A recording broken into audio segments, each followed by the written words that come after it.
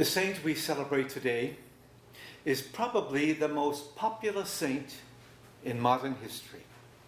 Throughout his life, he bore a double cross, the painful wounds in his hands and side that bled for 50 years, and the cross of being a living saint, suffering from the press of people who flocked to see him celebrate Mass or go to him for confession.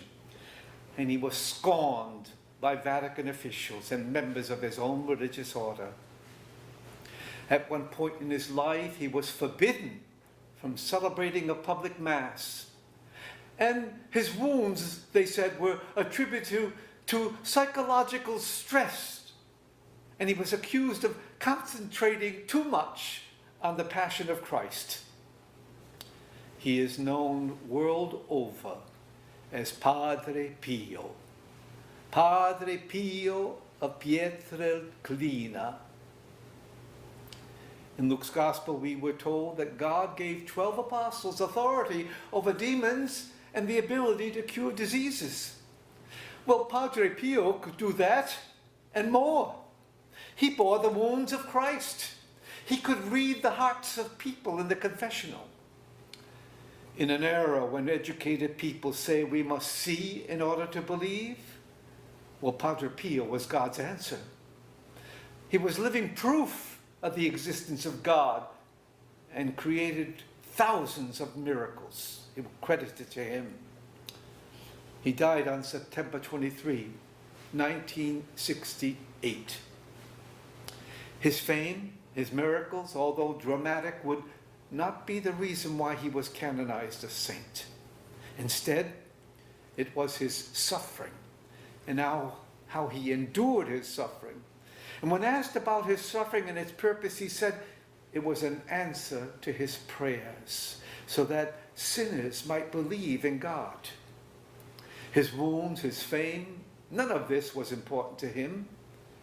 His only desire was to be a poor friar who prayed a lot. In Luke's Gospel, we heard it said today that God provides through others what the disciples needed for their ministry. Well, this was true of Padre Pio. People provided him with the resources to build a hospital, but a hospital where people were treated as other Christs. The Gospel also said that if disciples were rejected by others, don't argue, move on. Padre Pio suffered in silence, continuing to believe the proverb that every word of God is tested, and God is a shield to those who take refuge in him. What does this ordinary mortal, who only wanted to be a friar who prays, have to say to us today? This poor friar, through his ministry, renewed the wonders of God's mercy. His mantra throughout his life was, take little and give much.